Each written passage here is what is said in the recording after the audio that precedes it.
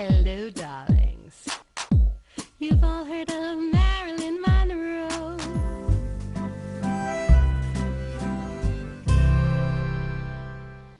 Welcome back, darlings.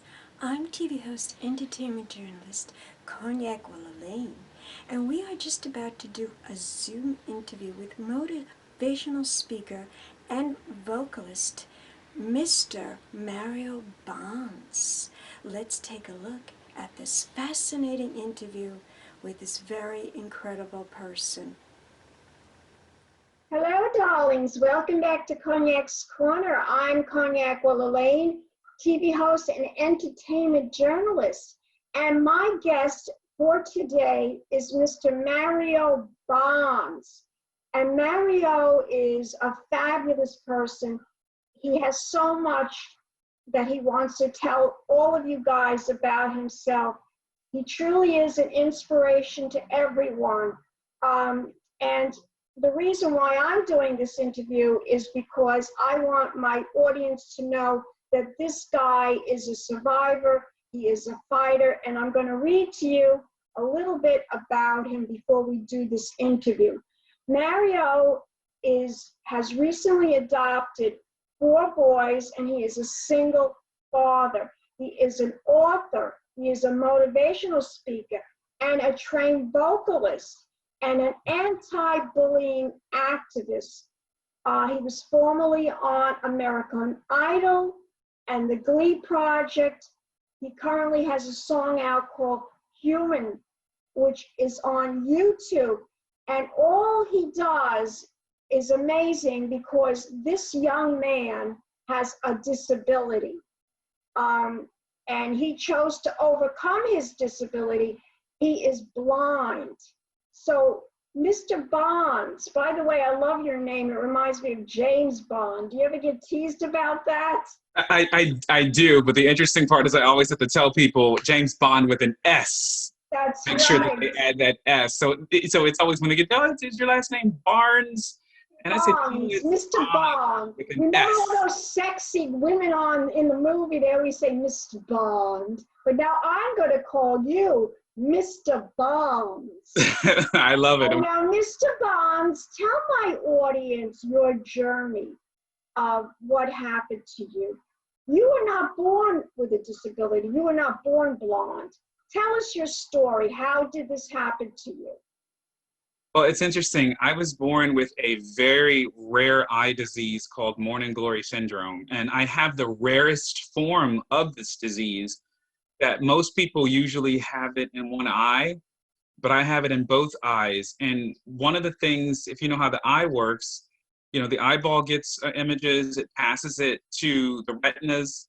The retinas passes it to something called the optic nerve, and the optic nerve processes images so that the brain can understand them. But what morning glory syndrome does is it deteriorates the optic nerve. It completely destroys it. So first, I went blind in my right eye in age 5, and at age 9, I went blind in my left eye. And it was interesting because all of this happened against the backdrop of homelessness. Hold on a second. Hold on. Yes, Yvonne, I'm talking to him right now, so we're going to do the interview. Fabulous. That was Yvonne, your publicist. Gotcha. Wait, so go ahead. I'm sorry that we were interrupted. Go ahead. Yeah, so okay, so losing my vision is interesting. You know, it happened, you know, against the backdrop of homelessness, abuse that I was going through that unfortunately, you know, also included you know, molestation. And so before I went totally blind, because morning glory syndrome typically leads to total blindness, everybody wanted me to learn how to, quote unquote, be blind. They wanted to teach me Braille. They wanted to teach me how to use a cane. And I still had a little bit of vision. I didn't want any parts of anything that represented being blind. And in fact, it's on my school record that my first instructor, who was supposed to teach me how to use a cane as a blind person, she walks up to me and she says, well, Mario, I have a special instrument for you, a very special instrument. And I was a musical guy, so I'm like, okay, well, what is this special instrument she's talking about? And she handed it to me, and it wasn't a musical instrument. It was a cane. So I threw it at her. Good for you. Good for you. I would have done the same thing. Yeah. So I was too stubborn for my own good, in the sense that I was like, I refused to be one of those blind people, so that when I did go blind, totally blind at age 9, when I lost the vision in my left eye again, I wasn't ready. And really, how could you be ready for something like going blind? So for 3 years after that, I hated the world. I was rebellious. My grades were horrible. I was allowing my blindness to consume me until I woke up. And I woke up around age 13, where I met some people that said, look, yeah, your family's homeless. Yeah, you guys are staying in a motel. Yeah, you've been abused. And yeah, you're blind. But that's still not an excuse for you to fail. And they really turned my life around. And the dreamer in me woke up to where I realized that despite the fact that I was blind and Black in America, the sky was going to be the limit for me. And I would still go after anything I could. Good for you. So, but you talk about homelessness and molestation. Were you molested as a child? I was, unfortunately. Were you molested by your parents or someone else? Well, I was molested by a sister at age 4, where she, had a male cousin and I do things to each other that we shouldn't have done. And then in school, it was at the hands of teachers. Really? Yeah, yes. So it's something that obviously I've overcome, but I mention it because it's like, it's one thing to go blind, but for my smile to be real, I also had to appreciate that a lot of this stuff happened against the backdrop of adversity that normally would take one item of adversity on my list would usually take people out. And I'm just humbled that I'm still here and have a great smile despite all of it. I hear this a lot with people that are sick, that they are molested, even in hospitals. I've heard stories. I heard a story once. A friend of mine told me that she was in the hospital. She really couldn't move. There was something really wrong with her, and the orderly was molesting her. So and people, I hear this a lot because they think you have a disability. They can take advantage of you. And exactly. It's a disability, and then it's like also the backdrop of being from a broken home. Because I was one of those kids being abandoned by my mother died when I was 5 months old of a brain aneurysm, my biological mother. And my father, my father and mother had 9 children. They had 2 sets of twins, 2 single-born children, and a set of triplets. And I'm in the triplets. There's 2 girls and me. And so my father, when he lost my mother, his grief was too great that he chose drugs and a few other things over his children. And he ended up abandoning us in the midst of his grief. So with that, I was one of those kids that remained broken because dad wasn't there. So you were angry. You were angry. Yes. And I'll be honest that one of my last visual memories, and I talk about this, is I remember I was 8 and I saw the police chasing my father in the parking lot of the apartment we stayed at. And I watched them chase him and start arresting him. And I hated that I could still see at that time because the memory became seared in my mind. And I remember staring into the headlights of a car, willing myself to go blind so that I wouldn't keep opening my eyes and seeing that. So again, I was one of those kids that needed to be able to say daddy, that needed to be able to say dad. So when you get to the point of the bullying entering my life, I was susceptible to all of it because my self-esteem, my sense of self-worth, my level of childhood affirmation that would normally come by virtue of parents, I didn't have any of that. So bullying really defined me until I overcame that later in life as well. Now, because of this illness, this disease that you had of your eyes that made you go blind, was it because you were poor that you couldn't get the treatment that you needed? There's no cure for this, I would assume. Yeah, there's no cure for for morning glory syndrome, or it also detaches the retinas. So there's no real cure for diseases that affect the retina and optic nerve right now. They're trying to look at stem cell research. So I had several surgeries. My life in childhood was full of surgeries. They were trying to help you, even though you didn't really have the money to support. Yeah, They yeah, still were trying to do things for you to make your life easier. Yes, I had several surgeries where my retina would be detached, and then they would redetach it by virtue of a surgery. And the last surgery I had was when I was 9, and they reattached my retina in my left eye, and the item they used to do it, my body rejected it. And after 7, 8 surgeries, the doctor said, look, we're just not going to keep putting him through this. Yeah.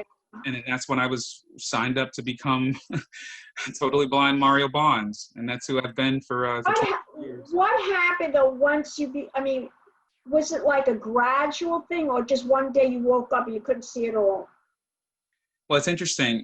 The day I came from the hospital after that last surgery, they told us to never take the eye patch off. But I remember feeling my way to the bathroom, and I went in the bathroom and closed the door, and I took the patch off. I lifted it up, actually, and I waved my hand in front of my face, and I cried freely. And I didn't want my grandmother to hear me crying, but I cried. She was the one who was raising us.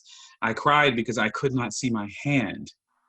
And so as my eye healed from the surgery, I could see shadows for a bit, and then that faded, and then I could see light only for a while, and now even that's faded to where I most of the time I can't see light or anything. Every now and then I can see the color of the sun, depending on how bright it is, but most of the time I can't see anything. And even if I could, to be honest, because I've been totally blind for 24 years, I live in my mind's eye more than anything. My ears are my eyes.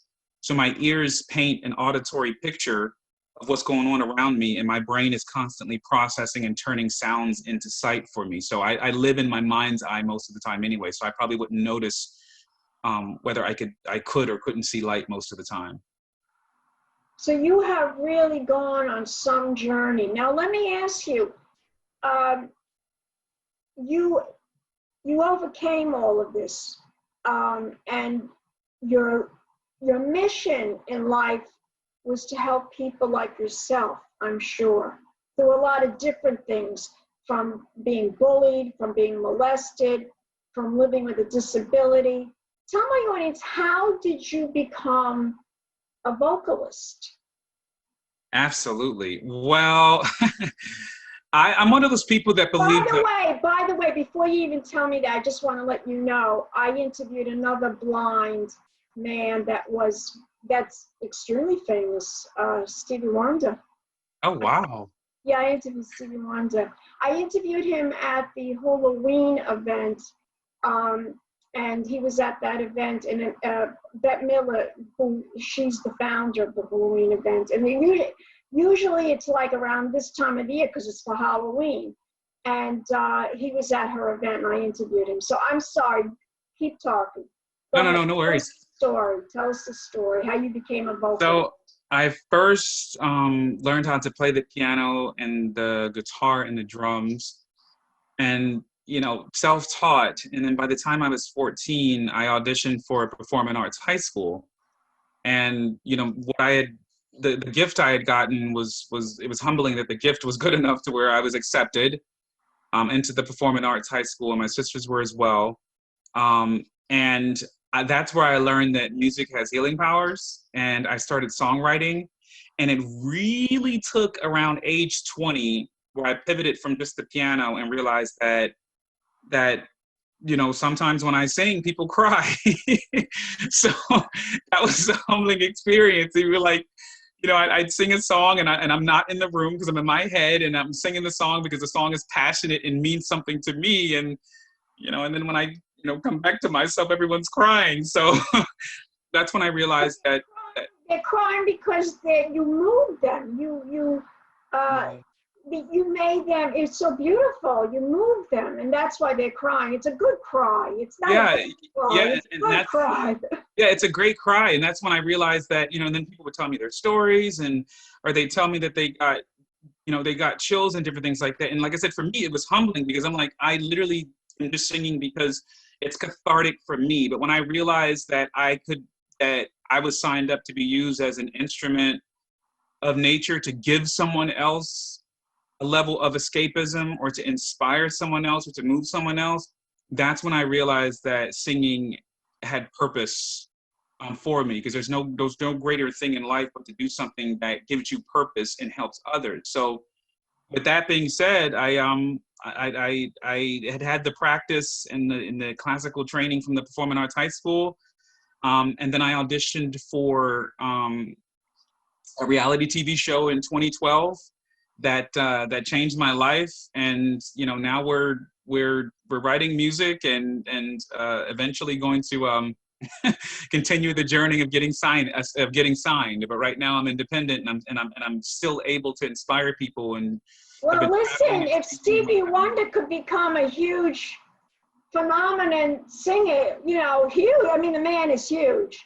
Yes. So can you? And there's been many Black men that were blind. That there's another one. There's another famous singer that's blind. I can't think of his name right now. Besides Stevie Wonder, that sings. But he's from my generation, not yours. You're young. How old are you, by the way? I'm 33, although people think I'm 21, but I'm 33. Yeah, you look very young. Do people tell you look like Sidney Poitier? That's what you remind me of, Sidney Poitier. He's from my generation. I get Sidney Poitier. I get tired. Yes, you do look like Sidney Poitier. So now tell my audience, you became a vocalist. You write music, you sing, you play the piano. How did you become a motivational speaker? Excellent. So once I was on this TV show called The Glee Project, which was a reality TV show competition, that if you won, you would have won a spot on Fox TV show's Glee when it was on the air. And that was a dramedy, pretty much about a high school glee club. So after I got off of that show, I competed for 7 weeks. I ended up being signed to a speaking bureau called the American Program Bureau.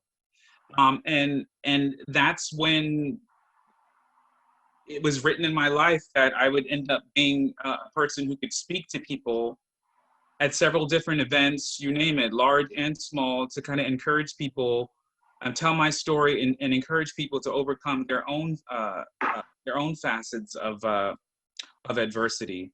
So I've been one since 2013, and no matter how much time I tell my story or what events I do it at, it's always personal for me.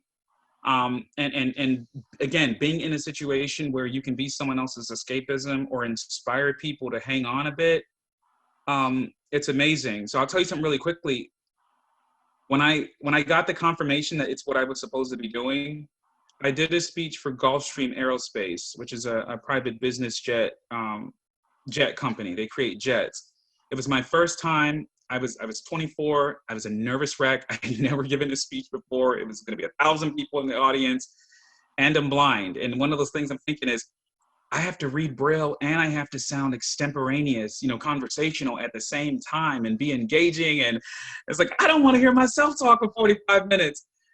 But I did it. You were nervous. I was nervous. Right. So I did it. Listen, one thing I have to tell you about people in show business, even politicians and all kinds of people, they could be extremely talented, but everyone gets stage fright. Even Cher gets stage fright. Sometimes she throws up before she goes out and performs. All celebrities get stage fright. Even the most famous people in the world get stage fright. It's normal. But once about doing it, you forget. It was, and that's what it was. That once I started, and it responded, and never mind, half of the audience were teenagers. So it's like, oh God, not only do I have to be interesting, but I have to engage these kids too. But it was amazing that I got through it, and they loved it. And so the point I'm making is, at the end, one of the students came up to me and told me that I had encouraged him to hang on, and he had seen his father murder his mother in front of him. Now, what this did to me is, I'm standing there thinking, oh my goodness, your story is far worse than mine if you saw something like that. But it was confirmation that I was doing the right thing, because even in his tough situation, he found inspiration in just my little piece of adversity I talked about. And that's what told me I was supposed to be doing it. That's what made you become a motivational speaker, from that experience alone. But now I want to talk to you. You have topics, and one of the topics is putting the odds in your favor, choosing to overcome adversity. Explain that to my audience. Great. So putting your odds in your favor, for me, it's a mindset. It's a frame of mind. So that when you wake up in the morning, if you immediately think that, oh, I'm blind and black, and those are two knocks against me, and society does not count me in, if I think that way, then I'm going to operate that way. But if I operate as a person who believes that barriers only exist when we choose to acknowledge them, so I don't, it's the shift of the mindset to say, no, the odds are not against me. And if I do come up against something that's blocking my progress or blocking my success, I see it as an inconvenience or a challenge to be overcome, as opposed to just thinking that, oh, the odds are against me and I will never. The other thing I believe in is, whether it's someone facing depression, like I have in the past, or whether you're attempting to overcome adversity, I believe in the philosophy of training your brain.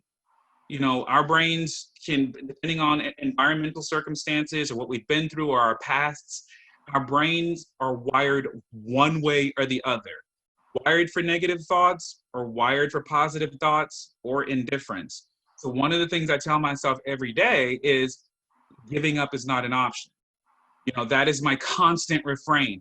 Giving up is not an option. Giving up is not an option. Because to be honest, if statistically speaking, if you look at all the stuff in my background, from abuse to being molested, to being abandoned, to going blind, to being homeless, to being ostracized, if you look at all of that, if I was an alcoholic or even a drug addict, statistically it would make sense. But I'm not. I'm neither of those. I've never smoked in my life, and I've never drank in my life. So again, I tried to live in that mindset as well, as giving up is not an option. Giving up is not an option. When it gets hard, giving up is not an option. So that when I do face adversity, I've trained my brain to think in the sense that I can still make it through, and the idea to give up never enters my mind. It's, what do you have to do? Get a game plan, move forward. So that's the idea of putting the odds in your favor. It's a mindset first. I talk to so many people, and they don't have what you have, and they've already given up. It's unbelievable what you're telling me. But now there's another topic that I want to talk to you about. It was interesting. Box of Life's chocolates, diversity, equal access, and inclusion. What do you mean by that? Explain that to my audience. A box of chocolates. I like that. Yeah, so By the way, I love chocolate. I do too. So the Box of Life chocolates, in that chocolate box, you don't know what you're gonna get. You might get the chocolate with the caramel in the middle. You might get the chocolate with the cherry in the middle. You might get something that's just straight chocolate. You might get chocolate that has coconut in the middle of it. So the imagery of that obviously is married to the idea of diversity, equal access, and inclusion for persons with disabilities. And then the second phrase is with people of all abilities. And that is, whether we talk about technology, assistive technology for the disabled, making sure everybody, because of accessibility requirements, I can get on the computer and pretty much do everything you can do by using a talking software, even though I'm blind, right? Right. So we talk about equal access and inclusion and making sure the internet is a place where everyone can go on and independently mobile bank. Everyone can So you are pro-internet. There's a lot of people they're older than me. There's a lot of people that are even older than I am that they don't like the internet. I think the internet is fabulous. Yes. I can't live without it. I mean, first of all, we wouldn't be doing this interview if there was no internet. I think it's I think, you know, in life we have to utilize certain things positively, not negatively. Yeah, And, exactly. and that's why there are so many people out there that hate the internet, or just because they just don't understand it. And sometimes it's being used negatively, but right. everything in life can be used negatively. Now, we're going to be coming to a close with this interview, but I wanted to ask you before we close the interview, out of everything that you've done, out of being a vocalist and playing the piano and music and being a motivational speaker, what makes you the happiest? What makes you just the happiest? What's the best experience that makes you the happiest? My children. Your children. Wow. The boys that I have adopted, I've dedicated my life to them. All of my boys are. You adopted 4 children, right? Yes, and all of my boys are therapeutic, and so I grew up as a person with special needs, and so to be in a situation where I can help and inspire and mold children. My kids are 8, 10, 16, and 18. And being able to, I started writing music for my sons. My sons are all in the video for Human. they play some of the bullies in the video for Human, because we all believe so deeply in well, the. I'm going to put that video up. You know, how long is that YouTube video? The video is 6 minutes, but the song on the digital platforms is only about 3 minutes and 45 seconds. But the video itself. Put that up. In a moment, we're going to see that video, and then we're going to come back, and you're going to tell my audience the website to learn more information about you.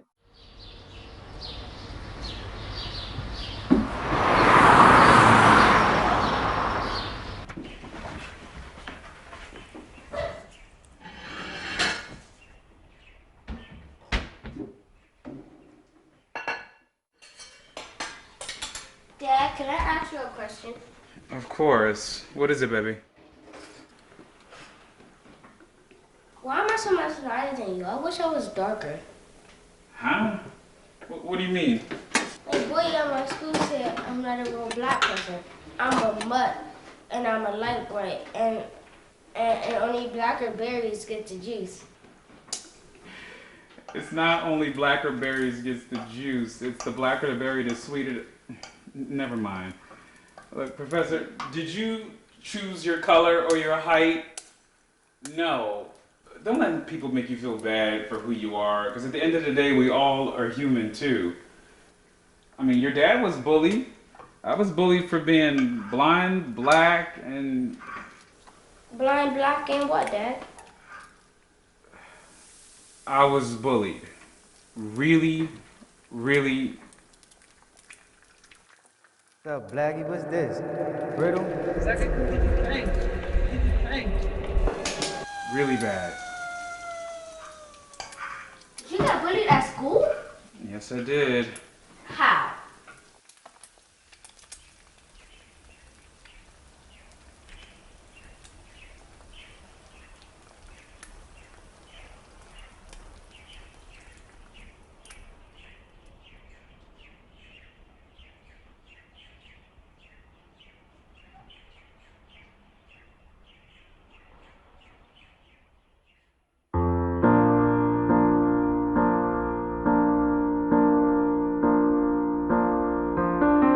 Forward, not backward. No, we can't afford to let love be destroyed. So close your eyes, dare to take my hand, take a seat with me, and feel I'm human and I belong here. Yes, I belong here. I am human. human too, and I bleed just like you. I have feelings and dreams and a heart that does beat. Sometimes I get scared and these eyes do cry tears, but you could dry my eyes if you act like I'm human. Hey, see me as human too.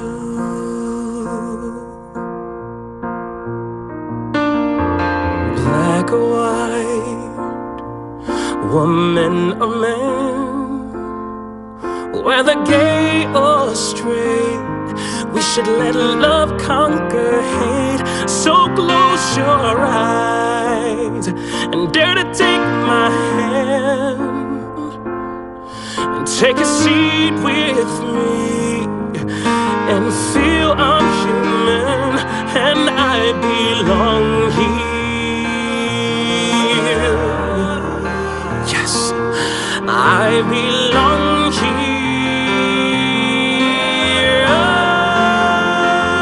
I am human too, and I bleed just like you. I have feelings and dreams and a heart that does beat. And sometimes I get scared and these eyes do cry tears, but you could dry my eyes if you act like I'm human. Hey, I am human too, and I breathe just like you. I have feelings and things that I do want to achieve. When fear is alive, oh, these eyes, they do cry.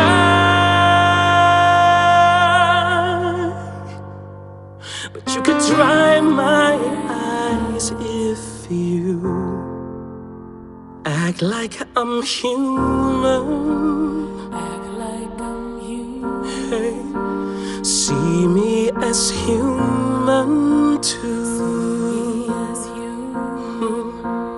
Act like I'm human. Act like I'm human. See me as human too.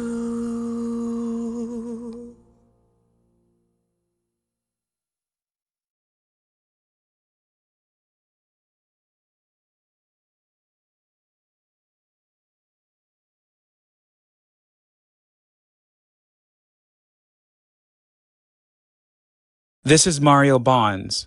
Please know that bullying and abuse is never okay. Please call 800-273-8255 where someone is standing by to talk to you. Join me on Twitter and Instagram at Mario_Bonds, and also join the I Am Human Too movement by posting about your experience and using the hashtag I Am Human Too. Much love to all my underdogs from Mario Bonds. Mr. Bonds, thank you for this interview. I had a fabulous time interviewing you. I want you to tell my audience, where can we go to learn more information about you as a vocalist, as a motivational speaker, and also about a person that wants to stop bullying? Tell my audience, where can we go to learn more information about you? Absolutely. You can go to mariobonds.com or facebook.com/mariobonds or youtube.com/mariobonds. And I'm on Twitter and Instagram. My handle is Mario_Bonds. So, or you can just simply Google Mario Bonds and I'll come up on some of those things. So again, I want to thank you so much for this interview today. I really enjoyed the discussion, and I'm very humbled by the topics that we've covered. So again, thank you for this opportunity to. Well, thank you. It was my pleasure, Mr. Bonds. Did I say that sexy enough? Yes, you did. You did. I like it. It has to be. Bonds. It has to be elongated to be sexy enough, Mr. Bonds. I like that. Thank you. Well, thank you, and thank you for watching Cognac's Corner Magazine, and we will be back with more Zoom, celebrity Zoom interviews, darlings, and champagne kisses. Welcome back, darlings. I'm TV host, entertainment journalist Cognac Wellerlane. I hope you enjoyed my interview with Mr. Bonds. I certainly did. And don't forget to subscribe to my YouTube channel and ring the notification bell. I always publish a new video every Sunday or every Monday. And my videos are all about sexy, girly, pink champagne hauls with fabulous fashions and beautiful pink decor, and always about celebrity Zoom interviews with very inspirational celebrities. Keep watching. More coming up. And I love you all very much, and pink champagne kisses.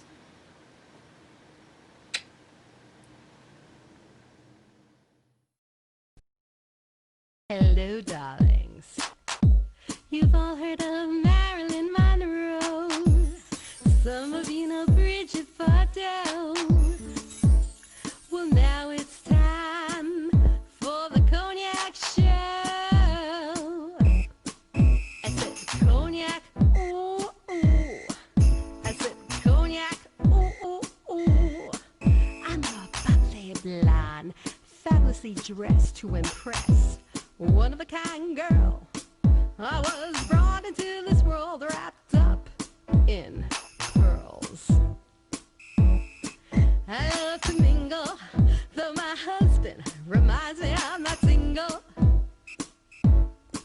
I meet and greet both the famous and the elite. I ride in limousines, drinking the finest champagne, wearing furs, dazzling diamond jewelry. A girl can't complain. I live the upscale life, dining in the finest restaurants, eating the best caviar for free.